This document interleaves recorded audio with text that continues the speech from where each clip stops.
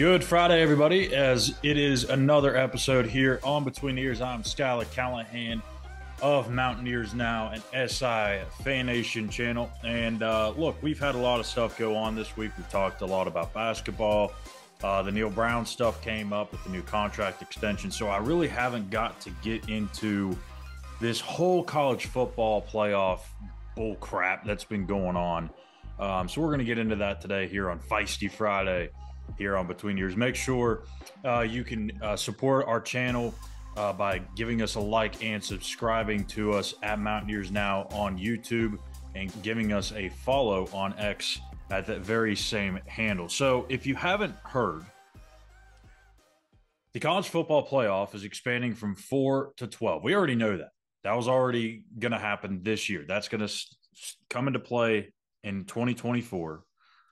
However, that may not last but a year or two. The committee is already discussing, and in conjunction with the power conferences, moving to a 14-team playoff. And I'm okay with it. Look, I know it's starting to seem like we're getting bigger and bigger and bigger. And I know that everyone's going to start saying, oh, well, you might as well just put 68 teams in like they do in college basketball. That will never happen, should never happen. And we don't have to even discuss that. The largest I think this thing should ever go is 16. We see 16 teams make the playoffs in just about everything. The NFL, NBA, which NBA is more than 16 now. NHL, Major League Baseball, it's about half that, or it's about that. And when you look at every single sport out there, literally 50% or damn near close to it, 50% of the teams in those leagues make the playoffs. But in college football, up until 2024, that is, that you only had four. 4 out of 134. So I don't understand why people get upset when this thing gets pushed out, because before you had 0.029%, not even 1% of teams make the college football playoff, where everywhere else we're playing 50% of the teams in the playoffs. Again, I don't advocate for that to happen necessarily in college football. That would be entirely way too much, way too many games, and just wouldn't make sense. But 12, sure. 14, yeah, why not? 16, yeah, okay. Anything past that? No. 16's enough. But 14, it's kind of like a little bit of a sweet spot, because I think even at 16, you're starting to kind of get into that territory, and it's only 2 more teams, but you're kind of getting into that territory of, okay, how much are we just trying to cater here to make sure that the Big Ten and the SEC generate as many dollars as possible? And I guess we could kind of say that already about them trying to go from 12 to 14. That's probably the biggest reason behind it. But then it wasn't just a 14-team thing that kind of threw me off, how it was already coming up about. It was the automatic buys that the Big Ten and SEC are proposing. Okay, so we heard about the 14-team playoff first. I didn't think much of it. It's like, yeah, what the hell? It's only 2 more teams. It doesn't really matter. But this is what really got me going. All right. The Big Ten and the SEC have proposed a 3-3-2-2-1 model, in which the Big Ten and the SEC get 3 spots. The Big 12 and the ACC get 2 bids. The group of 5 gets 1 bid. That's just part of it. Let's take a step back here. The second part of it is that the Big Ten and SEC would be the only 2 to be able to have the guaranteed first round bye. What? Excuse me? Come again? The Big Ten and the SEC are going to be the only two that get the automatic bye? Come on. What are we doing now? Let's take a step back and go to the 3-3-2-2-1 model first before I really start to hammer that BS nonsense of the automatic buys. So I it may not sound fair that the Big Ten and the SEC they get an extra bit or whatever, but let's be honest. Those are the two most, and I think we could probably look at the data and say those are probably the two toughest conferences in college football in years past, and especially with the realignment that you have going on. You have Oregon going to the Big Ten. You have UCLA and USC moving to the Big Ten. That's going to be a pretty powerful conference. The SEC's been powerful. You're going to add Texas and Oklahoma. And with the size of those leagues, it makes sense to give them three each. I'm not going to go up against that and argue that or anything like that. So I think that makes sense. Giving the Big 12 and the SEC or Big 12 and the ACC too, I'm fine with. Again, it's one less, but you're getting an extra opportunity. It's one more now than you have. And if that means giving the Big Ten and the SEC, who essentially run the damn show, one more extra bid than you, so be it. It's going to happen anyways. They're going to rule this whole thing anyway. So you might as well take what they give you. The group of five, I mean, it's one. So personally, I think it makes sense giving the Big Ten and the SEC that extra bid because, and people are up in arms about this, but let's be honest. Even if we just go with the 14 best teams, right? There's no designation to any conference. This is probably similar to what we're going to see anyway. We're probably going to see three Big 12 or three Big 10, probably going to see three SEC, probably going to see two Big 12 and two ACC and one group of five. It's probably about the average of what it's going to look like. And maybe some years it's a little different. Some years you may have four SEC or three Big 12 or three ACC. Probably not going to see two group of fives, but you get the point. So I think putting it into this model of 3-3-2-2-1 is interesting. But I'm still a huge proponent of just putting the freaking best teams in it. It doesn't have to go by conference. And I think this is, again, where it's all coming back to money. These conferences, they want to make as much money as possible. They want to be guaranteed money. They want to kind of know going into it, hey, we're always going to have this many people or these many schools in the playoff. From their perspective, yes, I get it, but what is the point of the playoff if we're not putting the best teams in it? That's the whole reason why we go from 4 to 12 in the first place. Because this past college football playoff, they got it wrong. I'm sorry. You can say, oh, Florida State was not deserving.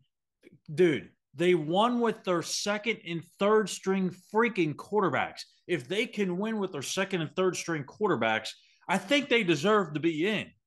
That shows that their depth is really good.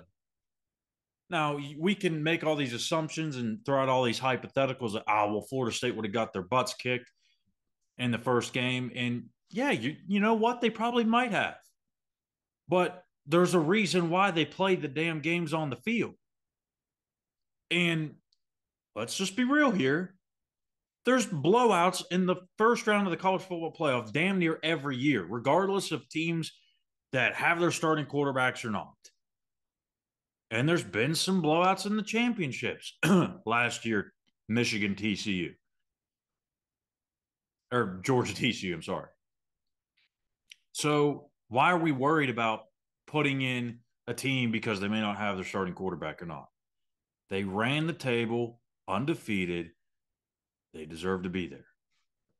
I'm getting off track.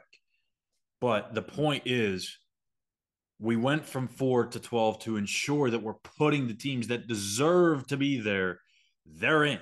There's no question about it. Once you get to that 13, 14, 15 kind of mark, it's a little gray and it's like, okay, well, you weren't really in the cream of the crop, so we're not going to really worry about it if we got it right or wrong.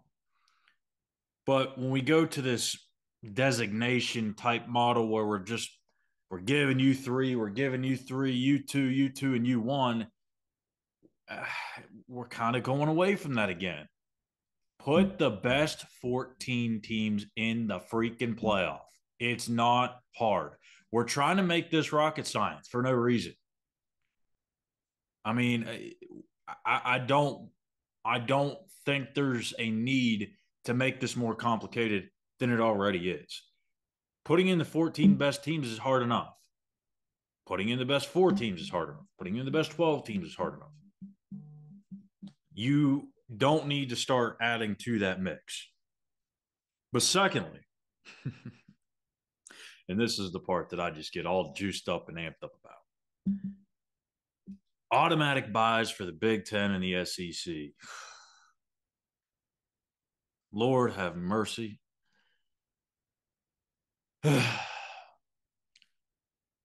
Goes right with what I was just saying. We're putting in the best teams. And you know what? Maybe it also makes sense that we put them in order. You know, maybe give the best 2 teams who deserve the freaking bye the bye. Not just give it to the champion of the Big Ten and the SEC because they are the champion of the 2 best conferences in college football.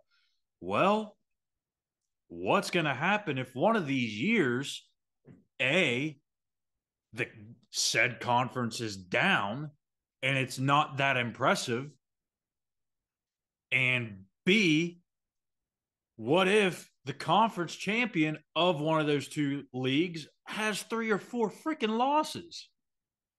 Is that likely to happen? Probably not, but there's a chance. So if we have a 3-loss or let's just say even a 2-loss, let's just make this really realistic, okay? You have a 2-loss SEC champion in Alabama. You have a 1-loss champion in Oklahoma State. And you have an undefeated Florida State.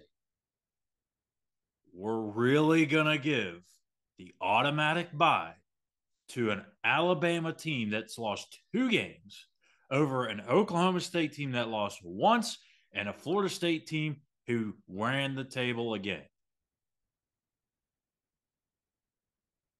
We're back to freaking square one. We're back to the problems we had just this year. Not giving the teams that deserve to be in the playoff that opportunity, or in this case, their opportunity to have the bye. Stop making it harder. Why do we do this? It's as easy as it gets. Put the 14 best in, the top 2 get the bye. Let's stop catering to the freaking Big Ten and the SEC. And again, if they want to have that extra bit, if that's the model that they go with the 14 team and where it's you get 3, 2, 2, and 1, whatever. Let them have the extra bid. Size of the conference, the money pool, I get it, whatever. But the minute you start demanding an automatic buy, I'm sorry, but don't let the door hit you on the way out. I mean, that is ridiculous. What is this? The AFC and the NFC and everybody else is the XFL or the UFL? Come on. At this point, if that's what we're going to do, why does the Big 12, ACC, and Group of 5 even matter in this equation?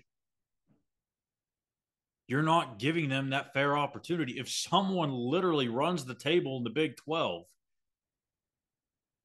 and say they have one of the toughest schedules in college football, say they have a top 5 strength of schedule, they're blowing teams out. They're just running through people. Just killing them. They go undefeated. They win the conference championship handily. They have maybe one of the top players in the country at quarterback, but they don't get an automatic bid, or excuse me, an automatic bye. Does that make any damn sense? And I know the Big Ten and the SEC, they're just trying to do as much as possible to, like I said, have power of this thing. But there's a point where a line has to be drawn, and that's where I'm drawn. Hard in the sand. That is not going to happen. And if the Big 12 and ACC commissioners and the Group of Five commissioners, if they even entertain this idea, they're insane. So this is, again, a proposed model. Doesn't mean it's going to happen. I don't think it'll happen. I don't see how, again, the other commissioners of other conferences are going to let that go down. But the 3-3-2-2-1 model, that's a possibility. So if that's what happens, that's what happens. But it can't go to the automatic buys. Then we're just playing with nonsense at this point. So, all right. Well, listen, I've got to go. It's past my time. It's Friday. I've got to get up and out of here. I've got other things to do. I can't be sitting here complaining all damn day. You probably heard enough of me of doing that this week. But anyways, thank you guys for tuning in to another episode of Between the Ears here on Mountaineers Now. Subscribe and give us a like on our channel at Mountaineers Now. We truly appreciate all the support as we continue to build this thing. It wouldn't be without you guys' support and watching us every single day, Monday through Friday. I will be back tomorrow with Christopher Hall to wrap up the regular season as we recap the West Virginia-Cincinnati game on the Mountaineers Now post-game show. So until then, take care, and we'll see you tomorrow afternoon.